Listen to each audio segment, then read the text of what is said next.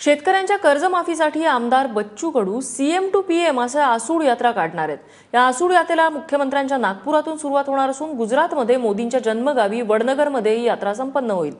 स्वामीनाथन आयोगाची दखल न घेणारे आघाडी सरकार आणि आत्ताचं सरकार शेतकऱ्यांच्या कर्जबाजारीपणाला जबाबदार असल्याचं बच्चू कडू यांनी सांगितलंय।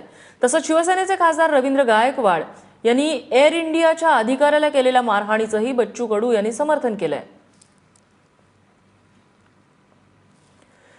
बच्चू कडू यांचं नेमकं म्हणणं काय आहे आपण जाणून घेऊया।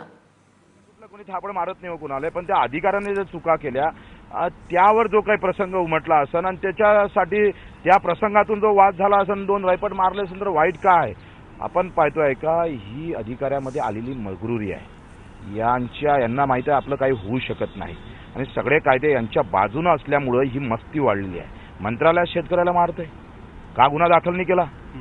प्रश्न आहे आमचा। आणि आम्हाला कायदे शिकवत असाल तर आम्ही कायदे नाही, आम्ही कायदा पडू देत नाही म्हणून तो हातात घेतो थापडीत मारतोय। कायदा पडू द्यायचा नसतं, त्याला जपावं लागतं।